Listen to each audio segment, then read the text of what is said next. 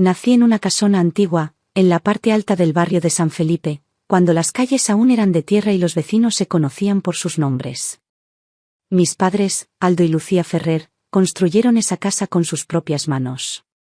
Él era carpintero de barcos, de los buenos, y ella sabía hacer de todo: cocinaba, cosía, cuidaba el jardín, y cuando había que levantar paredes, también lo hacía. Crecí en medio de ese aire de trabajo constante, de orgullo silencioso y de esfuerzo sin pausa. Mi hermano, Vicente, nació 3 años antes que yo. Era fuerte, decidido, un muchacho que nunca dudaba, y siempre tuvo la mirada puesta en lo que venía después, en lo que podía conquistar. Desde pequeña supe que no iba a ser como él. Me gustaban las cosas que no se podían tocar tan fácilmente. Me gustaba escribir, observar, quedarme en silencio largo rato y pensar. No por eso dejé de trabajar. Al contrario. Ayudaba en la carpintería, pintaba marcos, lijaba tableros, empapelaba paredes, hacía cuentas. Cuando mi padre enfermó, fui yo quien tomó el timón de la empresa familiar, aunque a muchos les pareciera extraño que una mujer pudiera hacerlo. Vicente para entonces se había mudado a la ciudad. Decía que lo nuestro era pequeño, que él aspiraba a cosas más grandes. Le respeté la decisión, aunque por dentro doliera. Los años pasaron, la carpintería creció. Aprendí a negociar, a expandirme, a delegar y a dirigir. Cuando murió mi padre, me dejó el 70% de la empresa. El resto fue para Vicente. No le cayó bien. Él esperaba quedarse con la mayoría, ser quien tuviera la última palabra. Tuvimos una discusión larga, dolorosa, llena de reproches antiguos. No volvimos a hablar. Me casé a los 36. Nunca sentí prisa por compartir mi vida. Lo hice cuando encontré a alguien que de verdad caminaba al mismo ritmo que yo. Se llamaba Tomás Aguirre. Era ingeniero, de los serios, pero tenía una sonrisa que aparecía sin avisar y me ablandaba los nervios. No teníamos apuros. Vivimos años tranquilos, construyendo una vida sin grandes alardes, pero firme, bien plantada. A los 40 tuve a mi hija, Daniela. Una niña risueña, despierta, con unos ojos enormes como los de su padre. Tomás la adoraba. Se quedaba mirándola dormir como si el tiempo se detuviera solo por verla respirar. Cuando Daniela tenía 12 años, Tomás enfermó. Cáncer. De esos que no avisan. Lo acompañé hasta el final, sin dejar de trabajar ni un día, porque también debía sostener a mi hija, su educación, su casa, su futuro. El duelo fue largo, lento, silencioso. No podía llorar mucho. Daniela me necesitaba fuerte, y yo tenía que ser la columna. La empresa se volvió mi refugio. Comencé a expandirla con más fuerza. Abrimos una sucursal en Mendoza, otra en Rosario, y un centro logístico en Córdoba. Para cuando Daniela terminó la universidad, la empresa tenía casi 200 empleados. Le ofrecí sumarse, aprender de adentro, crecer en ella como yo lo había hecho. Pero eligió otra cosa. Quería ser psicóloga. Me pareció bien. Acompañé su decisión sin imponer nada. Me preocupaba, sí, que no entendiera del todo el peso de lo que yo había construido, pero la amaba, y eso me bastaba. Pasaron los años, y Daniela se casó con Julián. Un hombre educado, encantador en apariencia, siempre sabiendo decir lo correcto. Algo en él nunca terminó de convencerme. Había una frialdad que no cuadraba con su sonrisa. Pero no dije nada. No quería ser la madre que interfiere, la suegra desconfiada. Me alejé lo justo. Les regalé un departamento al casarse. Era mi forma de bendecir su unión. Después vinieron los nietos. Martina primero, luego Emiliano. Daniela parecía feliz. Yo también. Los fines de semana venían a casa, corrían por el jardín, comíamos juntos. Compartíamos cumpleaños, días festivos, pequeñas alegrías. Julián no hablaba mucho en esas reuniones, pero siempre estaba. Ayudaba a poner la mesa, recogía los platos. Se mostraba correcto. A los 78 seguía yendo a la oficina casi todos los días. Ya no tomaba decisiones operativas, pero revisaba balances, firmaba documentos importantes, me reunía con los directores. Había contratado un gerente general de confianza, Esteban, que llevaba casi 20 años conmigo. Sentía que estaba todo en su lugar. Daniela tenía su vida, los chicos crecían, la empresa funcionaba, y yo conservaba mi independencia. Hasta que empezaron los olvidos. Pequeños, al principio. Una cita que no recordaba, una factura que se me traspapelaba, un nombre que no me venía a la cabeza. Nada grave. Cosas normales para alguien de mi edad. Pero Daniela comenzó a insistir en que me hiciera estudios, que debía cuidarme más, que tal vez necesitaba descansar. No me opuse. Fui al médico. Me hicieron análisis, resonancias, pruebas de memoria. Los resultados salieron dentro de los parámetros normales. Algo de fatiga, un poco de estrés. Nada alarmante. Lo tomé como señal de que debía bajar un poco el ritmo. Empecé a ir a la oficina solo 3 veces por semana. Pero no era suficiente para ella. Seguía insistiendo. Me traía suplementos, me hablaba de terapias alternativas, me sugería que pensara en retirarme del todo. Yo le respondía con firmeza, sin agresión, pero con claridad. No estaba dispuesta a abandonar lo que había construido. No todavía. Una tarde, sin aviso, apareció en casa con Julián y 2 valijas. Me dijo que había reservado una semana en un centro de descanso, especializado en cuidado para adultos mayores. ¿Qué me haría bien? Que podía relajarme, estar en contacto con la naturaleza, y hacer talleres de arte, de yoga, de memoria. Le pregunté si había perdido el juicio. Me dijo que no, que era por mi bien. Que solo serían unos días. Me dejé convencer. Pensé que quizás, después de todo, me haría bien.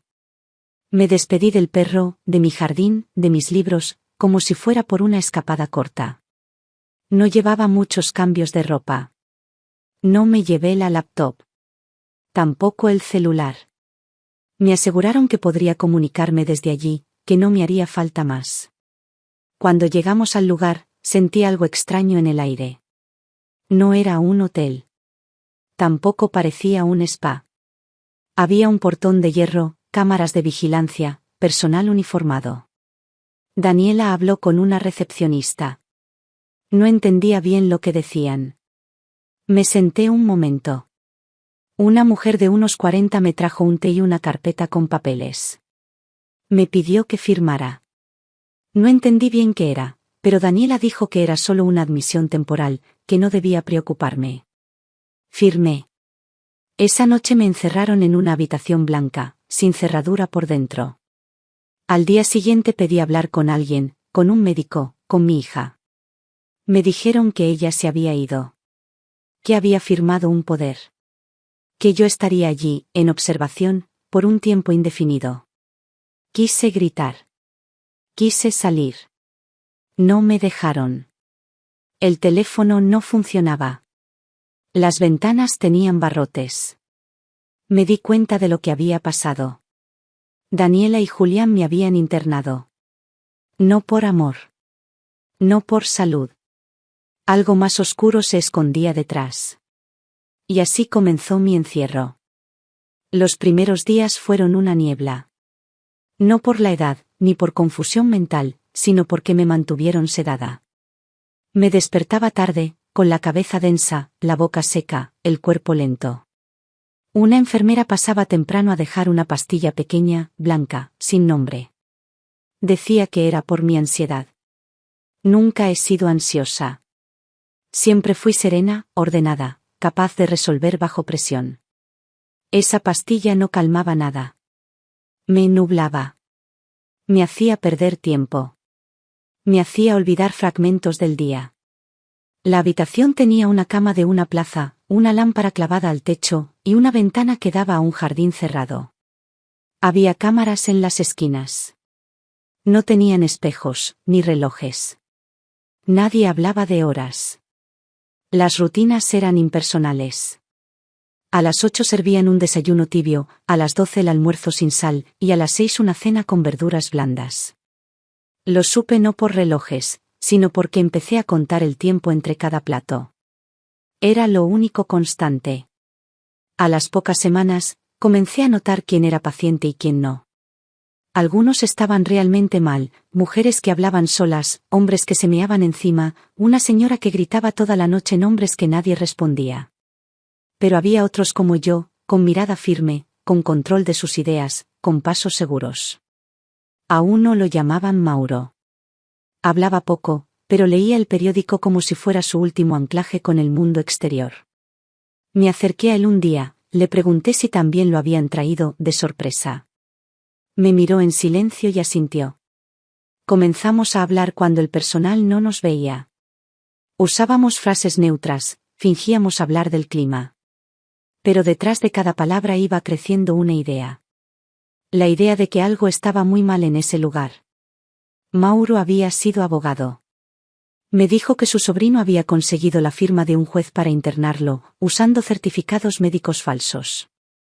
La motivación: quedarse con los alquileres de los departamentos que tenía a su nombre. Me estremecí. No porque su historia fuera parecida a la mía, sino porque me revelaba que este lugar no era un error. Era un negocio. Una institución que funcionaba con la complicidad del sistema para desaparecer a personas que aún estaban lúcidas, con propiedades, con activos, con algún poder. Pasaron semanas. No tenía acceso a un teléfono. Tampoco podía recibir visitas.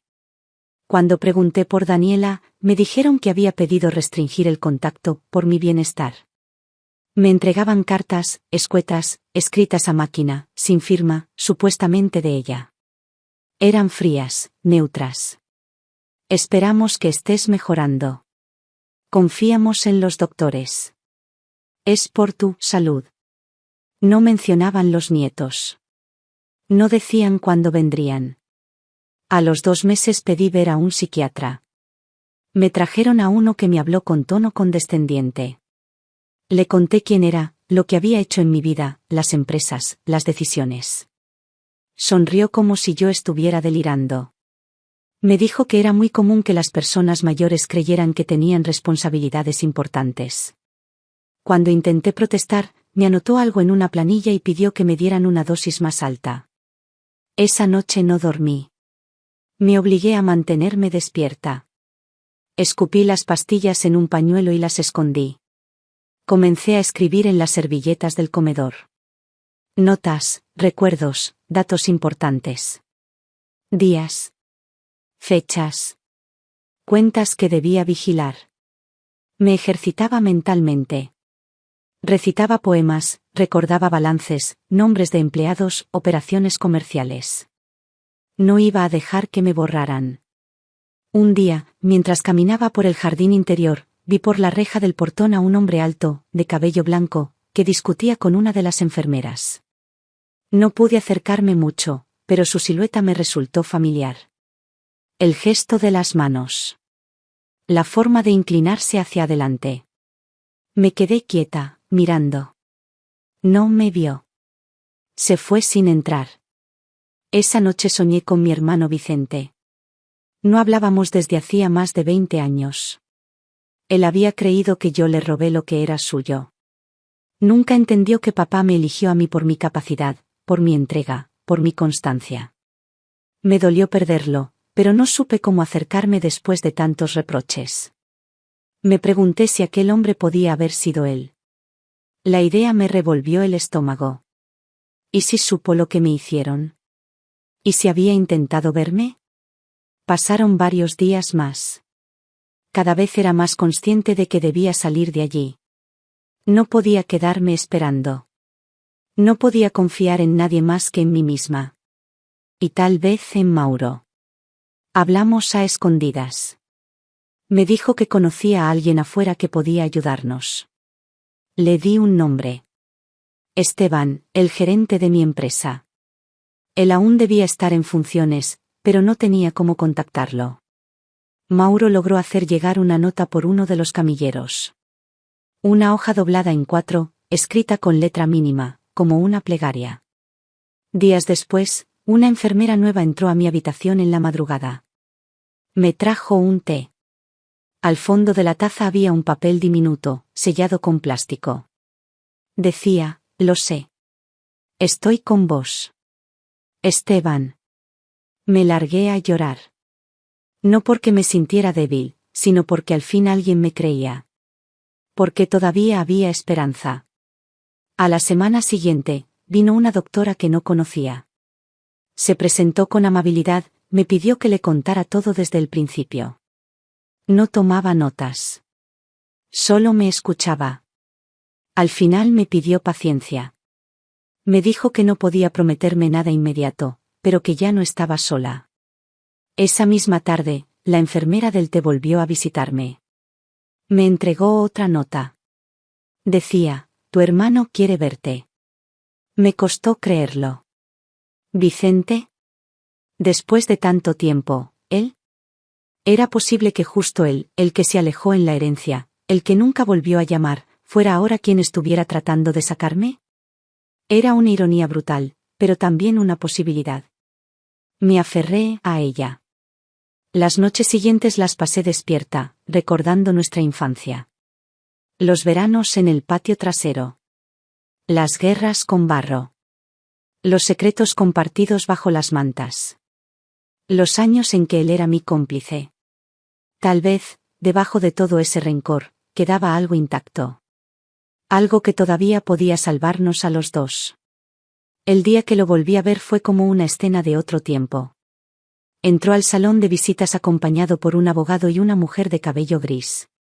Iba más encorvado, más lento, pero sus ojos eran los mismos. Nos miramos en silencio.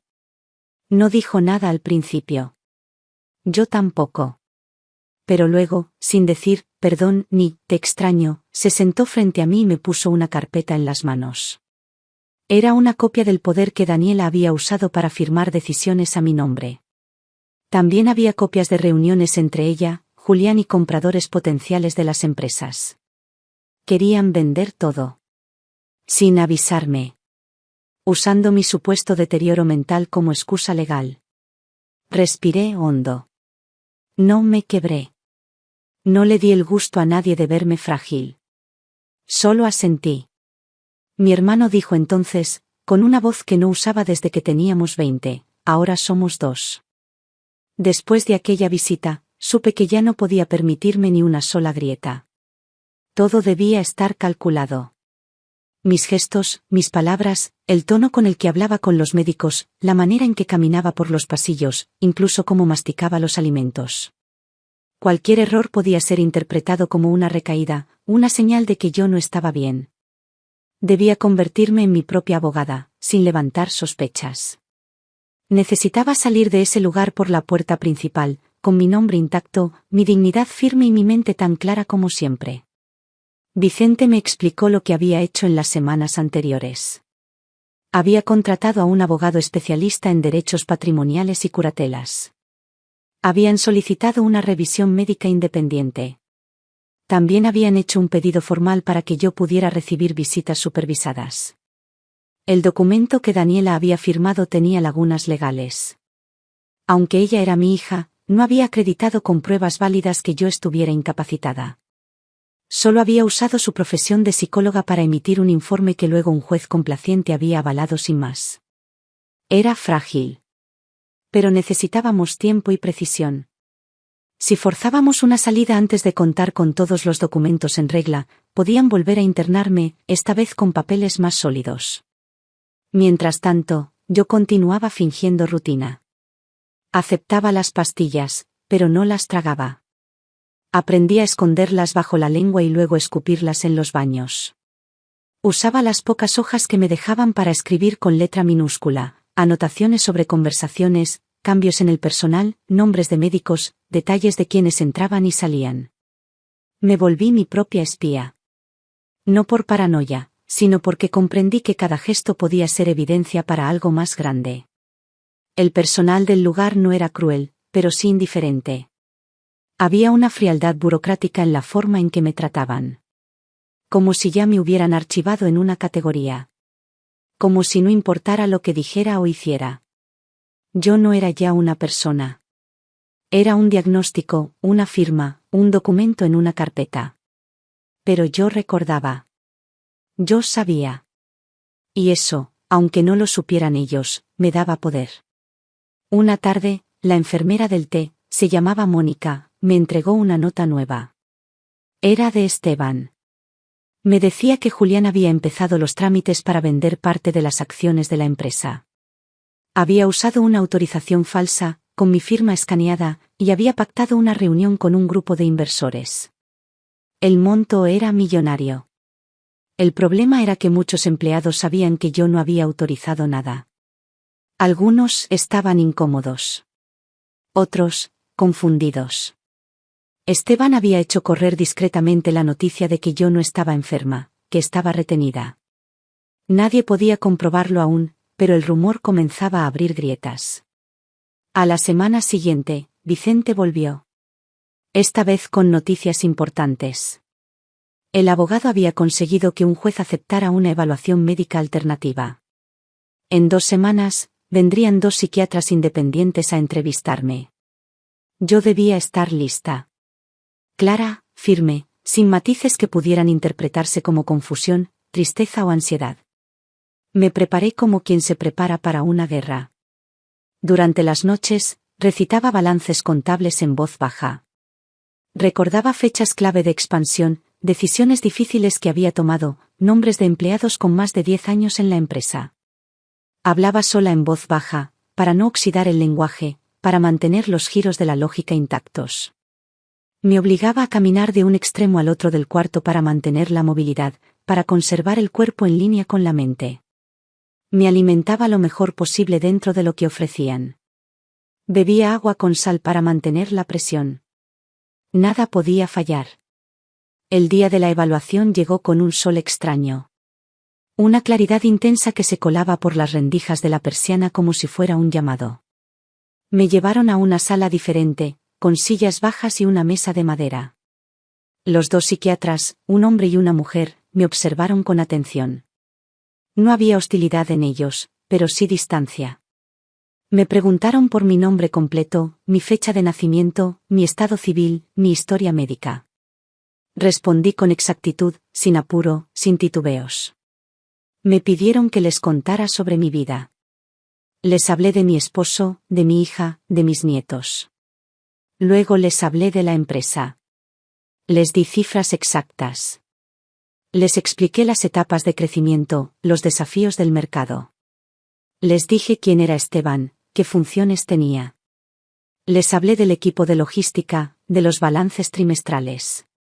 Les conté que aún revisaba los estados contables y las actas de directorio. Hice pausas, respiré con cuidado, y mantuve los ojos fijos en los suyos. No era una anciana perdida. Era una directora. Una mujer en pleno uso de sus capacidades. La mujer psiquiatra me preguntó si había tenido momentos de confusión últimamente. Le respondí que no más que cualquier otra persona con estrés. Le conté que había vivido la muerte de mi esposo, y que sabía distinguir entre duelo y enfermedad. Que nadie puede juzgar la tristeza como síntoma. Que me dolía el encierro, pero no estaba confundida. Se retiraron sin dar señales. Me dejaron sola con mi respiración agitada. Esa noche no pude dormir. Contaba los segundos como si cada uno fuera un paso más hacia mi libertad. No sabía cuánto tardarían en dar su informe, pero algo dentro de mí, una intuición vieja, curtida en negocios, me decía que ya habían visto lo que tenían que ver. 5 días después, Vicente volvió. Traía una expresión que no le había visto nunca. Ni siquiera en nuestra juventud. Era mezcla de respeto, alivio y algo más. Me dijo que el informe había sido rotundo, no había señales de deterioro cognitivo. Ninguna. Los médicos afirmaban que no había motivo alguno para mantenerme en ese lugar. Vicente ya había solicitado al juez la orden de mi liberación. Lloré por dentro. Por fuera, solo asentí. No quería celebrar hasta estar fuera. No podía arriesgar una emoción visible. Sabía que en ese lugar, un temblor podía ser diagnosticado como recaída. El juez firmó la orden 4 días después. Me la entregaron como si fuera un sobre más. Me dijeron que podía empacar. Que esperaban que me hubiera servido la estancia. Me fui caminando despacio, con una valija pequeña y la cabeza en alto. No me despedí de nadie. Ni siquiera de Mauro. Él me hizo un gesto con la cabeza desde lejos. Supe que algún día lo ayudaría también. Al salir, Vicente me esperaba con el coche encendido. No dijo nada. Me abrazó, fuerte. Después de 20 años sin hablar, no hizo falta ni una sola palabra para entendernos. Al llegar a su casa, me senté en el sofá y tomé un café sin azúcar. No sentía el sabor, pero sí el calor. Era real. Era libertad. Ahí me contó lo último. El día de la firma con los inversores se acercaba. Julián y Daniela planeaban vender todo. Pensaban que yo estaba anulada. Que nadie los detendría. Pero no sabían lo que les esperaba. No volví a mi casa. Todavía no. Vicente insistió en que me quedara en la suya por unos días. No quería que Daniela ni Julián supieran que estaba libre. La información era poder, y yo no podía permitirles preparar una reacción. El elemento sorpresa debía ser mío. Esteban nos mantenía informados desde adentro. Su lealtad no había flaqueado ni una vez. Me enviaba informes cada mañana. Correos. Copias de contratos que Julián intentaba firmar. Movimientos sospechosos. Reuniones con ejecutivos que antes jamás habrían sido recibidos sin mi autorización. Mi hija no aparecía por la empresa. Todo lo manejaba él. Daniela se mantenía al margen, según Esteban, diciendo que estaba agotada, que prefería no involucrarse tanto. Empecé a comprender. Julián la estaba usando. No solo en lo legal, también en lo mental. Esteban había visto cosas. Medicamentos que ella tomaba sin saber para qué. Cambios de humor abruptos. Una dependencia extraña hacia su marido. Ya no era solo una cuestión de traición. Era una cuestión de manipulación, de dominio. El rencor que yo sentía por ella se tornó en una preocupación más profunda. Me di cuenta de que no era solo víctima de su ambición. También lo era él. Vicente me ayudaba con todo. Me impresionaba su disciplina. A pesar de los años de distanciamiento, parecía entender cada decisión, cada paso. Organizamos una revisión completa de los archivos. Reunimos copias notariales de los títulos de propiedad, balances firmados, historiales médicos verdaderos. Todo estaba en mi nombre. Nada de lo que Julián planeaba podía sostenerse si yo aparecía viva, lúcida, presente. Pero no bastaba con aparecer. Tenía que hacerlo en el momento justo. Cuando estuviera frente a todos. Cuando pensaran que lo tenían todo ganado. Faltaban 9 días para la firma. Esteban nos confirmó que los inversores viajarían desde Brasil y Chile. La reunión sería en la sala principal de la oficina central, en la sede que yo misma había mandado a construir. La ironía no me pasó desapercibida.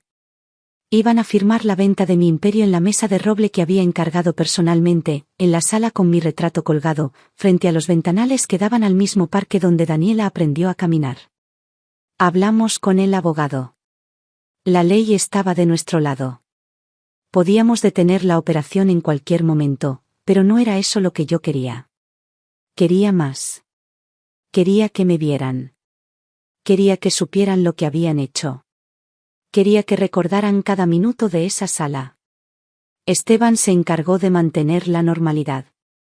Fingió estar de acuerdo con Julián, lo mantuvo informado, lo ayudó a preparar todo, pero cada archivo pasaba primero por nuestras manos. El plan era claro. Entraríamos el día de la firma, justo cuando todos estuvieran sentados. Yo aparecería con el poder notarial restaurado, con los informes médicos nuevos, con mi abogado, con Vicente y con una escribana. Nadie podría echarme. Nadie podría detenerme sin quedar expuesto. Iban a ver lo que realmente significa subestimar a alguien como yo. Pero esos días previos no fueron fáciles. No dormía bien. Mi cuerpo aún sentía las secuelas del encierro. Tenía los músculos entumecidos, las articulaciones rígidas, la voz quebrada de tanto silencio acumulado. Me obligaba a leer en voz alta, a caminar por el jardín, a levantar pesas pequeñas, a recitar balances mentales como si fueran mantras. Necesitaba recuperar todo. No solo mi poder externo. También mi temple interno. Era la misma mujer que había dirigido empresas durante 40 años. Pero también era una mujer a la que intentaron borrar. Y eso tenía un peso nuevo, más agudo. Vicente y yo hablábamos mucho. Por las noches, nos sentábamos frente a la chimenea, en ese sillón grande que heredó de mamá. Me confesó que me había seguido durante años, sin que yo lo supiera. Que había leído sobre la empresa, que había visto entrevistas mías en la televisión. Que le costaba reconocerlo, pero que yo había hecho las cosas mejor de lo que él esperaba. Me dijo que se había equivocado, que el resentimiento le había cerrado el corazón. Le respondí que yo también había fallado. Que nunca supe cómo buscarlo. Que tal vez las heridas del pasado habían sido más del ego que del alma. Lloramos. Pero sin dramatismo. Lágrimas contenidas. Lentas. Como dos personas que vuelven a mirarse sin orgullo en los ojos. Faltaban 3 días. Esteban nos envió el acta de la reunión. Estaban listos para firmar. Julián había redactado el discurso. Se presentaría como el nuevo presidente de la compañía. Agradecería a Daniela por su visión, mencionaría mi ausencia prolongada por motivos de salud y anunciaría el paso a una nueva etapa. Los inversores no sabían nada de mi liberación. Creían todo lo que Julián había dicho. Estaban encantados con las cifras, los balances inflados, las promesas de expansión. Era la jugada perfecta. Para ellos. Para mí, era la trampa final. La noche anterior a la firma apenas dormí. Vicente revisaba los documentos una vez más. Yo planchaba mi ropa. Una blusa blanca, un saco gris, pantalones oscuros. El atuendo con el que había asistido a decenas de reuniones. El atuendo que representaba quién era. Me peiné como antes. Un moño firme, sin adornos. Maquillaje sutil. Uñas limpias. Todo debía ser impecable. Tenía que parecer no solo viva. Tenía que parecer invencible. El coche nos llevó al centro de la ciudad a las 9. Entramos por el estacionamiento lateral, sin ser vistos. Esteban nos esperó en la escalera de servicio. Nos guió hasta la sala contigua al salón de reuniones. Desde ahí escuchábamos todo. Las voces. Las bromas. El murmullo de las copas de café. Julián ya había empezado a hablar. Mencionaba los valores de la empresa, el legado, el futuro. Usaba mi nombre sin vergüenza. Hablaba de mí como si yo ya no existiera. Esteban me miró. Yo asentí. Empujé la puerta. Todos giraron al mismo tiempo. Algunos se pusieron de pie. Otros se quedaron congelados. Julián se quedó sin voz. Daniela se levantó como en trance. Los inversores murmuraron en voz baja. Caminé hasta la mesa. En silencio. Coloqué el sobre con los documentos frente a mí. Respiré hondo. Saqué el contrato de venta y lo rompí en 4 partes. Nadie dijo nada. Solo se escuchó el sonido del papel partiéndose. Mi voz fue lo único que rompió ese silencio. Esta empresa es mía. Y nadie la toca sin mi autorización.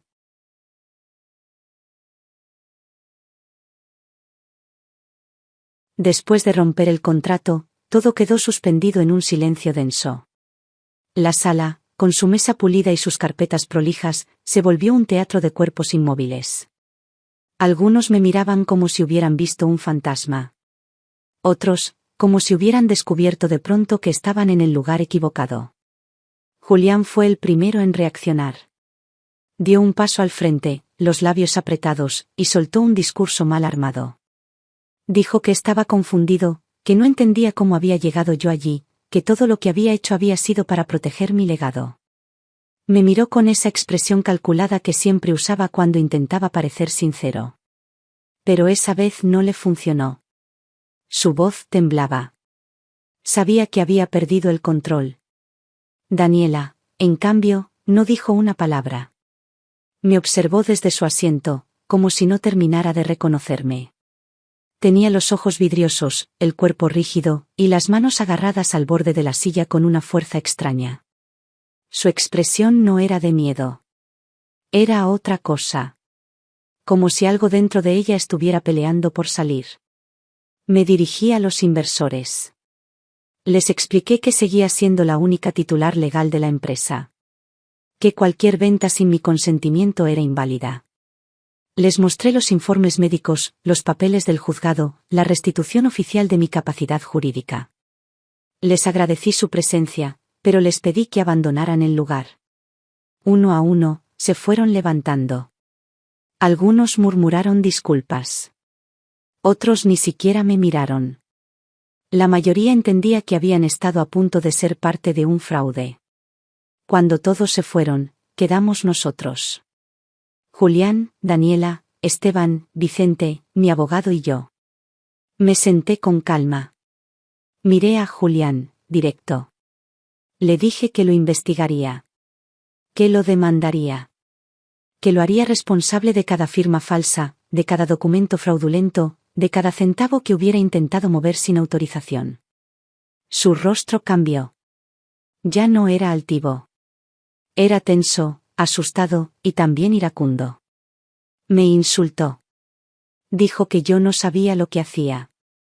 Que estaba vieja, que estaba arruinando la vida de mi hija, que todo lo que tenía se lo debía a él. Me levanté. Caminé hacia el despacio, con la mirada clavada en la suya. Le dije que durante 40 años había construido una empresa que no necesitaba de nadie como él. Que conocía a los parásitos. Que había lidiado con hombres mucho más peligrosos. Y que todos terminaron igual, fuera. Daniela entonces se levantó. Caminó hacia mí. Pensé que iba a hablar. Pero solo me abrazó. Su cuerpo temblaba. No decía nada, pero apretaba con fuerza. Me quedé inmóvil. Sentí que en ese gesto había algo roto, algo que pedía ayuda sin poder explicarlo. Nos fuimos juntas. Dejamos a Julián en la sala, con Vicente y el abogado. Nadie lo detuvo. Sabíamos que sus días de libertad estaban contados. Pero antes de hundirlo, yo necesitaba entender algo más profundo. Esa tarde llevé a Daniela a un café. Le pedí que me contara todo. Al principio se mantuvo en silencio, como si tuviera miedo de decir lo que pensaba. Luego, lentamente, comenzó a hablar. Dijo que desde hacía un par de años se sentía desconectada. Que ya no sabía cuándo tomaba decisiones por sí misma. Que todo lo decidía Julián, qué comían, a quién veían, qué trabajos tomaba, qué ropa se ponía. Al principio creyó que era cuidado. Luego sintió que era control. Pero cuando intentaba oponerse, sentía culpa. Pánico. Me dijo que había empezado a tomar ansiolíticos hace 3 años, por prescripción de su marido. Y que luego él mismo se encargaba de darle las dosis, de renovarle la receta, de acompañarla en el tratamiento. Le pregunté si alguna vez había visto que tomaba. Me dijo que no. Que confiaba en él. Fue ahí cuando supe lo que tenía que hacer. Al día siguiente, hablé con un toxicólogo. Le conté todo lo que Daniela me había dicho. Me pidió que consiguiera una muestra de los medicamentos. Vicente y yo buscamos en su casa mientras ella dormía. Encontramos 3 frascos con nombres alterados. 2 sin etiquetas. Uno tenía una mezcla de ansiolítico, sedante y un estabilizador del ánimo de uso psiquiátrico severo. Medicación que, administrada por años sin supervisión, podía dejar a una persona anulada emocionalmente. No se trataba solo de dependencia psicológica. Era química. Era intencional. Llevé las pruebas a la fiscalía. No solo por mí. Ya no era una venganza. Era justicia. Lo que Julián había hecho con Daniela era una forma moderna de esclavitud. La había vaciado, la había convertido en una sombra, y luego la usó como instrumento para su ambición. Él merecía pagar por eso. La denuncia avanzó rápido. Las pruebas eran claras. También incluimos los contratos falsos, las firmas digitalizadas, los correos con los inversores. Lo acusaron de estafa agravada, administración fraudulenta y suministro indebido de medicamentos. Lo citaron a declarar. No se presentó. Intentó fugarse. Lo detuvieron 2 semanas después, en una terminal de ómnibus, con un pasaporte falso y dinero en efectivo. No opuso resistencia. Sabía que lo habían acorralado.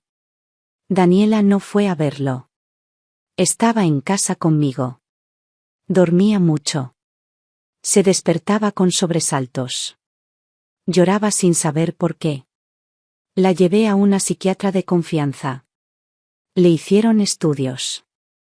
Le confirmaron que tenía una intoxicación medicamentosa crónica. Comenzamos con un plan de desintoxicación lento, delicado, pero posible. Durante los meses siguientes, la vi cambiar. Despertar. Empezar a tomar decisiones. Volver a ser la mujer que yo recordaba. No la niña obediente que Julián había moldeado. No la hija sumisa que yo, tal vez sin querer, había dejado sola. Sino una mujer nueva, quebrada y reconstruida. Pasaron 8 meses. Julián seguía preso. Daniela vivía conmigo. Los nietos volvían a la casa los fines de semana. Martina aprendió a cocinar empanadas conmigo. Emiliano se metía en los archivos de la empresa y me hacía preguntas como si estuviera entrenándose para ser mi asistente. Todo estaba lejos de ser perfecto. Pero estaba volviendo a su sitio. Y sin embargo, yo no había terminado. No, aún. Volví a mi oficina un martes a las 8 de la mañana. Nadie lo sabía, salvo Esteban. Entré por la puerta principal. Llevaba la misma cartera con la que caminé por esos pasillos durante más de 30 años. Nadie me detuvo. Algunos empleados me miraban con duda, otros con alivio. Esteban me esperaba en el ascensor. Me abrazó sin palabras. Solo asentimos. Como si todo lo vivido hubiera sido apenas una pausa. La oficina estaba intacta. Mis plantas, marchitas pero vivas. Mi escritorio, cubierto por una tela gris. Mi retrato seguía en la pared. Me senté en la silla como quien vuelve a ocupar su cuerpo. Encendí la computadora. El sistema me reconoció. Abrí el correo.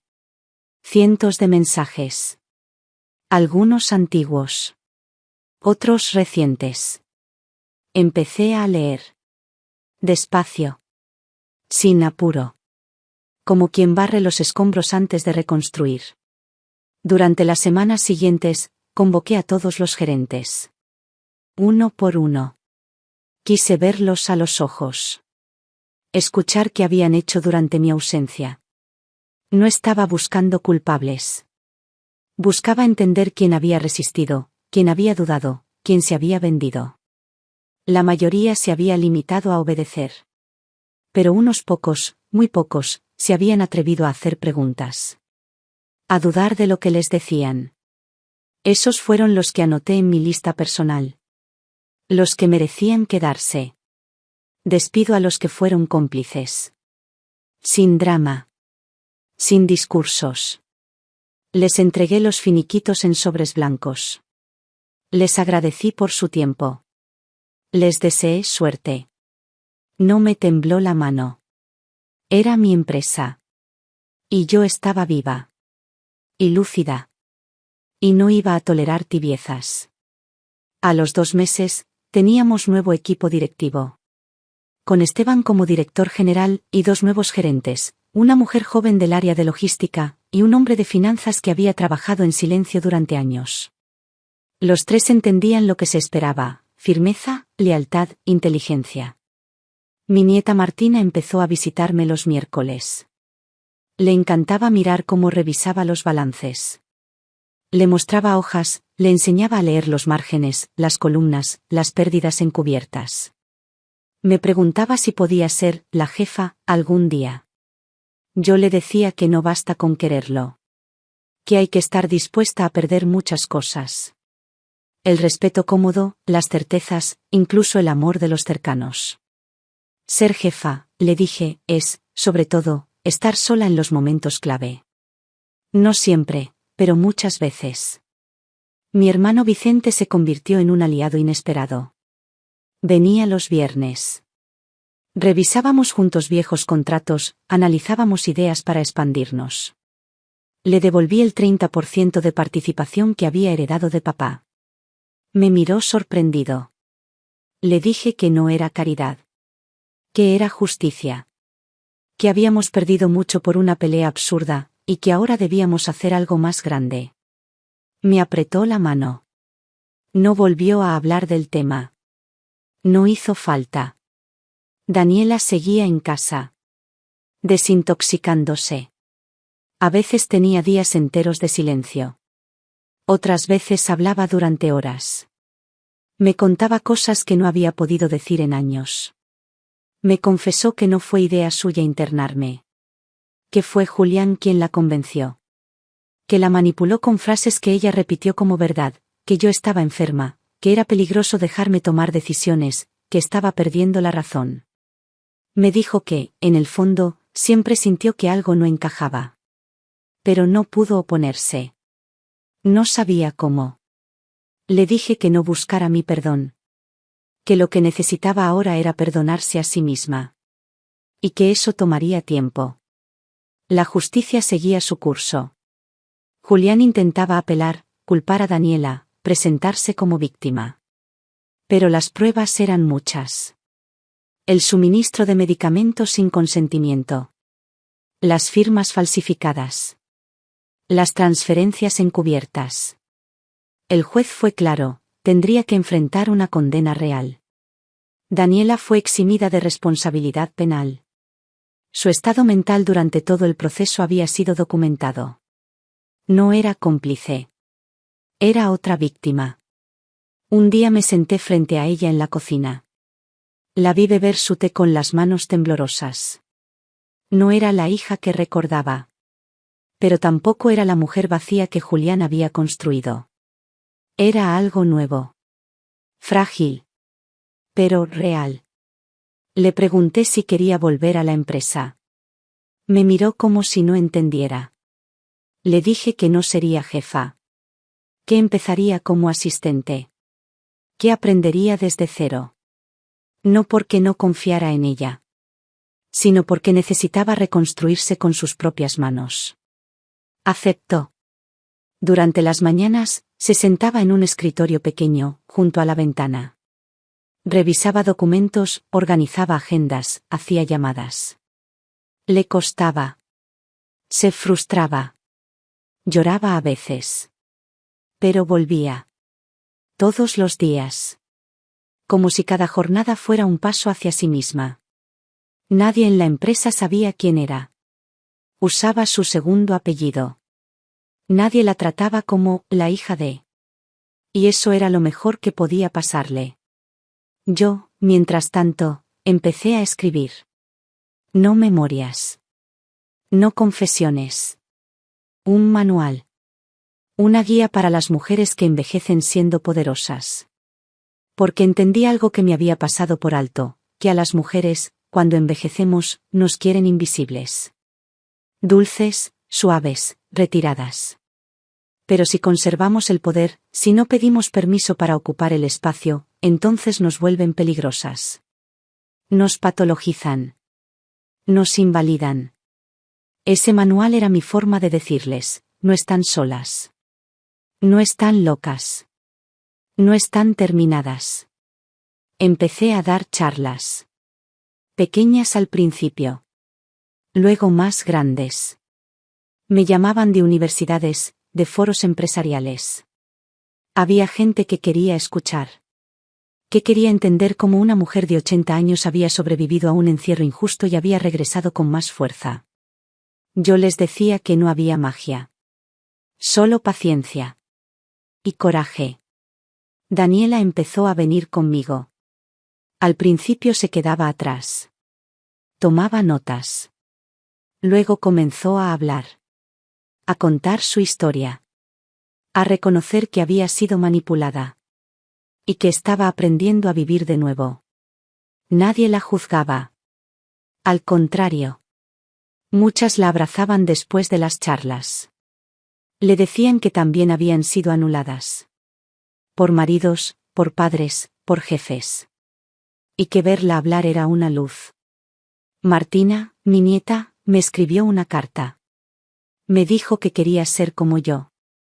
Que quería estudiar administración, pero también psicología. Que quería cuidar a las personas sin dejar que las pasaran por encima. La guardé en mi escritorio. Como una semilla. Como una promesa. El invierno pasó. La empresa cerró el mejor trimestre de los últimos 10 años. La prensa habló de la anciana que volvió del olvido. No entendieron nada. Yo nunca estuve olvidada. Estaba silenciada.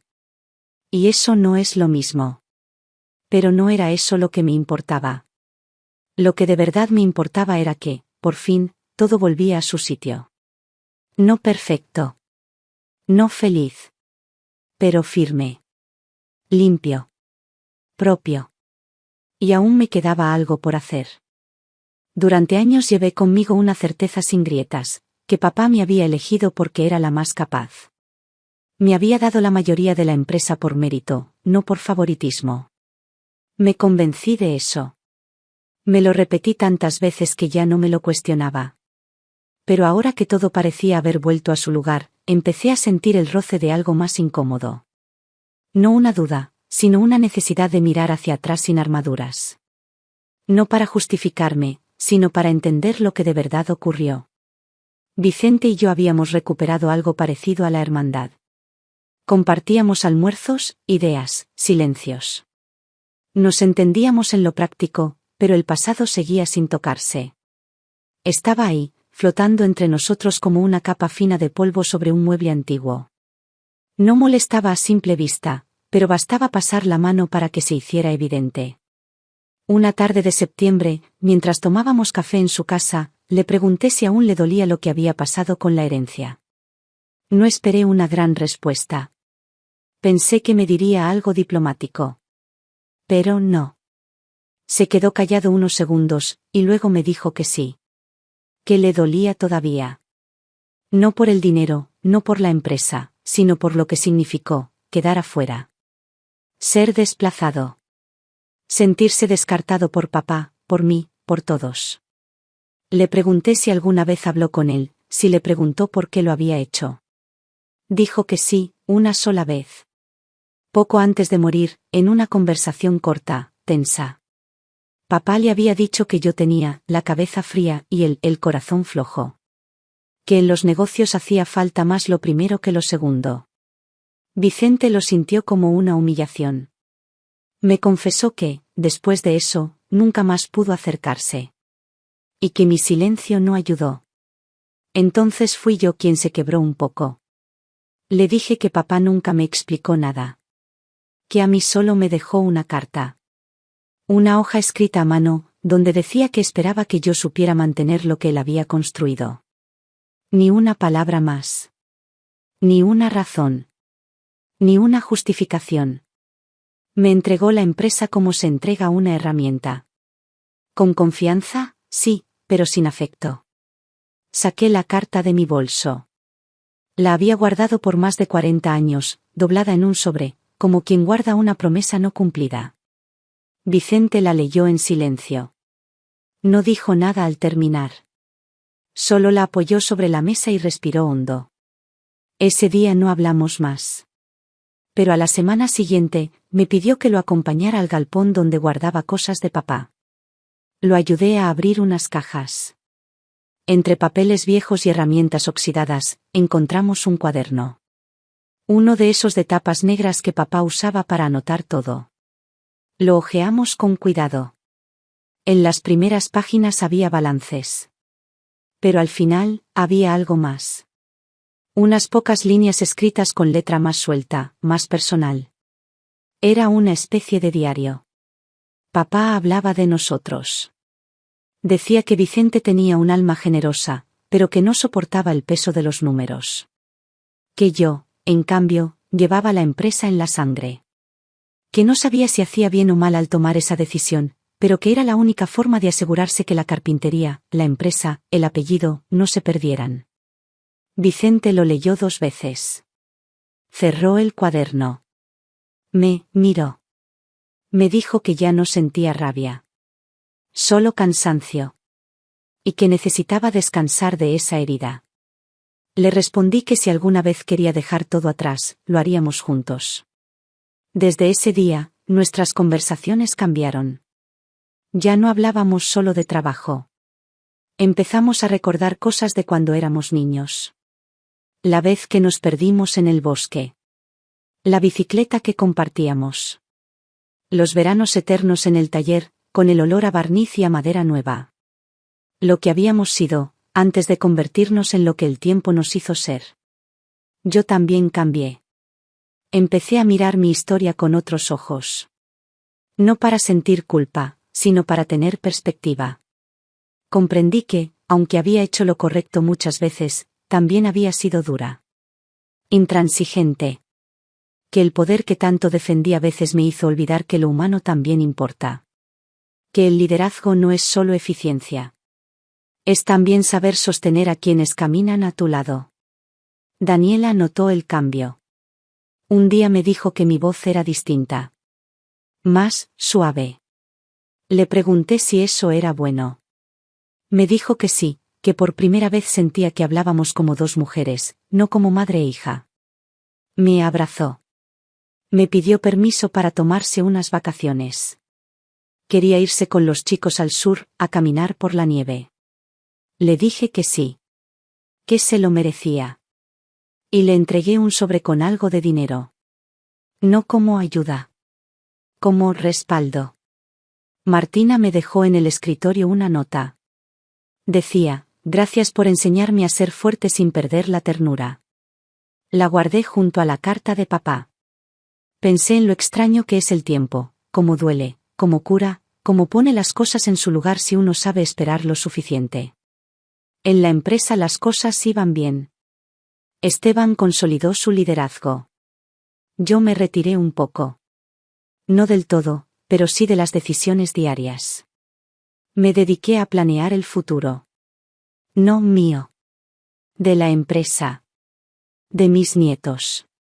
Del legado. Y un día, caminando sola por el taller viejo, ese que papá construyó con sus manos, me detuve frente a una de las primeras mesas de trabajo. La toqué. Aún tenía marcas de cuchilla, restos de pintura. Era un altar silencioso. Me senté allí, como lo hacía cuando era chica, y me permití llorar. No de tristeza. De alivio. Todo lo que me habían querido quitar, lo había recuperado. Y lo que había perdido por el camino, amistades, respeto, familia, empezaba, poco a poco, a regresar. Ya no quería venganza. Ya no necesitaba probar nada. Solo quería vivir lo que me quedaba con la paz de haber resistido, con la certeza de haber hecho lo correcto. Y con la compañía de quienes, a pesar de todo, seguían conmigo.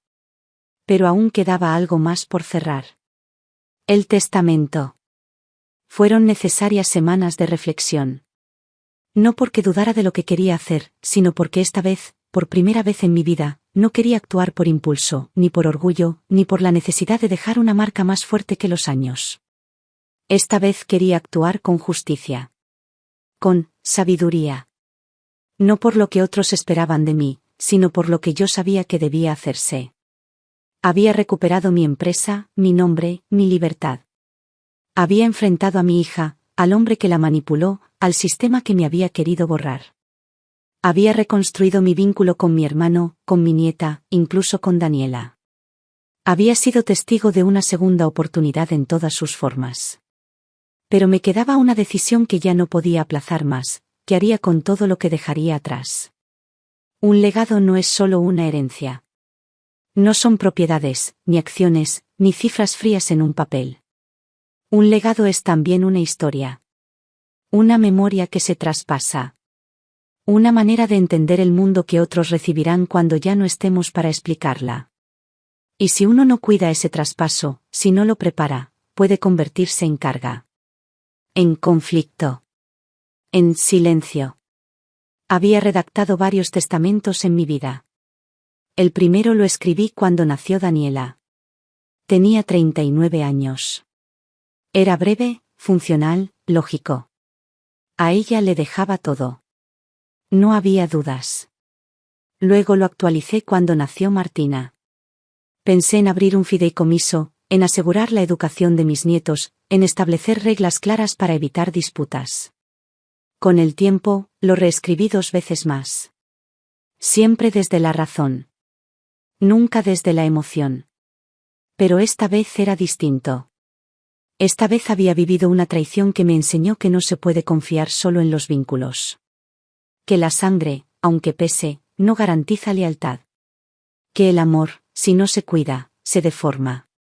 Que los nombres, si no se enfrentan con la verdad, se convierten en sombras. Me senté sola en el escritorio de mi habitación, un domingo por la noche. La casa estaba en silencio. Daniela dormía.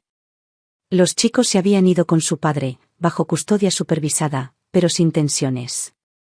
Vicente me había llamado para invitarme a almorzar al día siguiente. Todo parecía calmo, pero yo sabía que ese momento era el más importante de todos, decidir qué dejar y a quién. Tomé una hoja en blanco y escribí lo que sentía. No lo que pensaba. Lo que sentía. No quería que este testamento fuera solo un documento legal. Quería que fuera una carta abierta, una declaración de principios. Algo que, cuando yo ya no estuviera, pudiera ser leído en voz alta y nadie dudara de que era mío. Empecé por Daniela. Le dejé lo justo. Una parte del patrimonio, una vivienda propia, una seguridad. Pero también le dejé una cláusula clara, debía seguir su tratamiento. No como castigo, sino como protección. Sabía que podía volver a caer en la dependencia emocional. No por culpa, sino por historia. Le dejé una carta personal, en la que le decía que la amaba, pero que ya no iba a protegerla de sí misma. Que ahora le tocaba a ella decidir qué clase de madre, mujer y persona quería ser. Y que eso, en el fondo, era la mayor herencia que podía dejarle, la libertad de rehacerse. A Vicente le dejé la mitad de las acciones de la empresa. Lo escribí sin temblores. Sin dudas. Era el gesto que debía haber hecho hace décadas. Lo compensé no con dinero, sino con confianza. Le expliqué que no se trataba de retribución, sino de reparación. Que él era parte de esta historia, aunque la historia nos hubiera separado. Y que yo no quería que nuestros hijos, nuestros nietos, heredaran esa misma grieta. A Esteban, mi eterno aliado, le dejé un porcentaje minoritario y un bono de continuidad. Pero más importante aún, lo nombré custodio del legado institucional. No solo como gerente, sino como guardián del espíritu de lo que construimos. Sabía que lo cuidaría. Lo conocía como a pocos. Sabía que no me debía lealtad, sino respeto. Y eso, a su modo, era aún más fuerte. Y a Martina, a mi nieta, mi luz nueva, mi espejo más limpio, le dejé el resto. La otra mitad de la empresa. Con una cláusula que exigía que terminara sus estudios, que se formara, que trabajara desde abajo. Que hiciera lo mismo que yo hice, sin atajos, sin coronas heredadas. Le escribí una carta aparte. Le dije que no la elegía por favoritismo, sino porque veía en ella una semilla. No de poder, sino de integridad. Le pedí que nunca confundiera éxito con ambición. Que supiera cuándo decir no. Que supiera renunciar. Que cuidara a los suyos.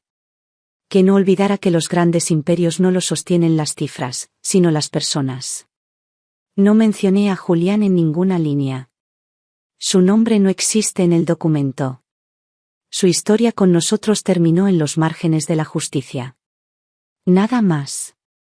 Ni odio, ni venganza. Solo silencio.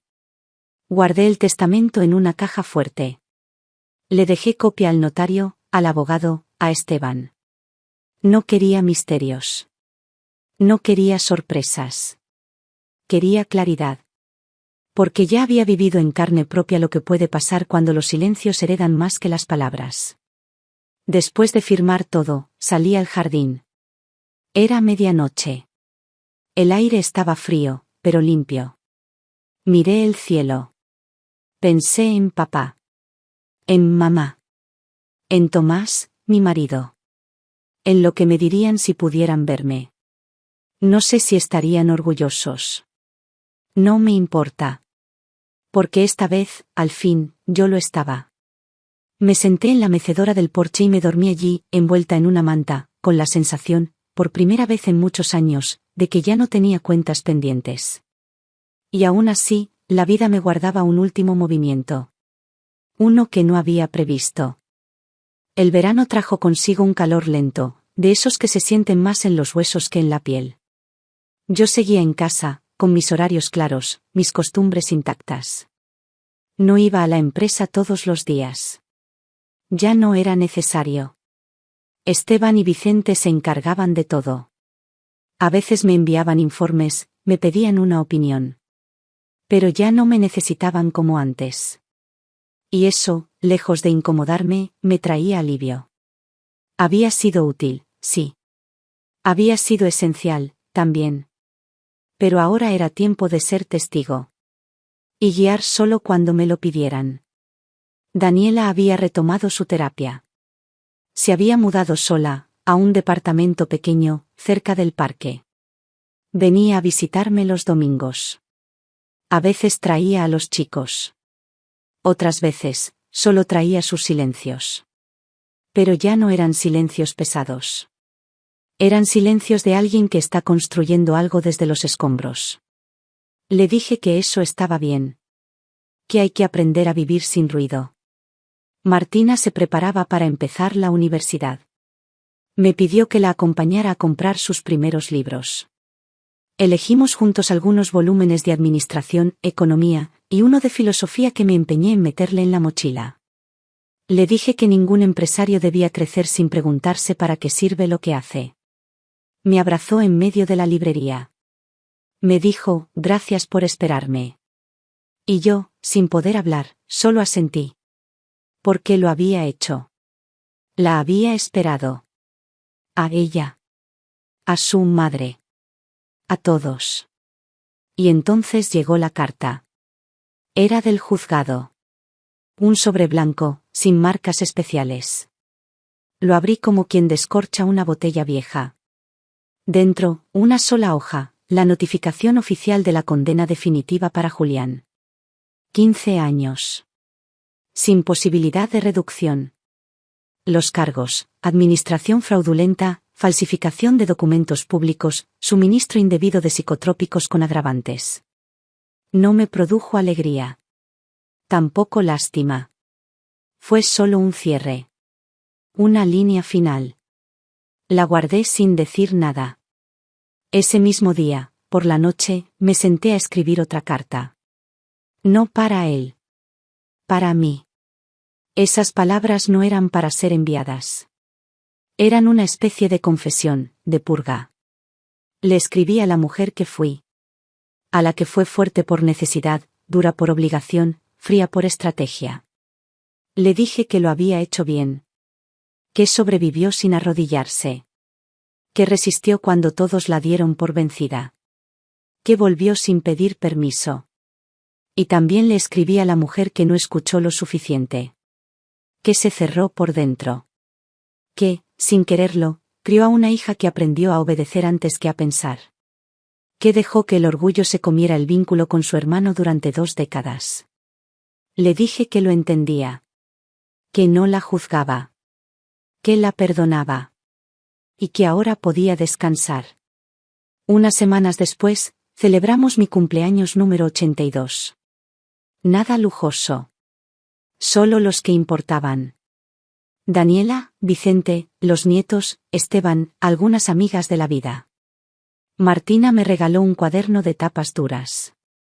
En la primera página había escrito, para que sigas dejando huella. Me reí. Le dije que ya había dejado demasiadas. Me respondió, entonces empezá a dejar las nuevas. Durante la fiesta, Vicente me tomó de la mano. Me dijo que tenía un regalo también. Sacó de su bolsillo una cajita de madera. Dentro, había una ficha de madera pulida, con nuestros nombres grabados.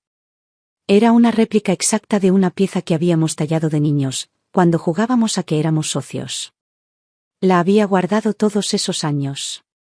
Le brillaban los ojos. A mí también. Esa noche me dormí con la ventana abierta. Escuchaba los grillos, el murmullo del viento, el crujido de la madera del piso. Todo estaba en calma. Y fue ahí cuando entendí que todo lo que había hecho en mi vida, las empresas, las decisiones, los contratos, las peleas, tenía sentido solo por esto, por haber sostenido algo más fuerte que el poder. Por no dejarme torcer. Por haber elegido, en el momento más oscuro, seguir siendo yo. No fui una santa. No fui perfecta. No fui dócil. Pero fui mía. Hasta el final. Una semana después firmé el último documento importante de mi vida, la carta que acompañaría mi testamento. No tenía valor legal. Pero tenía todo el valor del mundo. Decía así. A quien lea esto después de mi partida. Si alguna vez dudas de tu fuerza, recordá esto, me quisieron callar, encerrar, borrar. No pudieron. No heredés solo mi empresa. Heredá mi coraje. Y úsalo para vos. No para defender mi memoria. Sino para defender la tuya. Lo firmé con mi nombre completo. Con letra clara. Firme. Como siempre. Y esa fue mi última firma.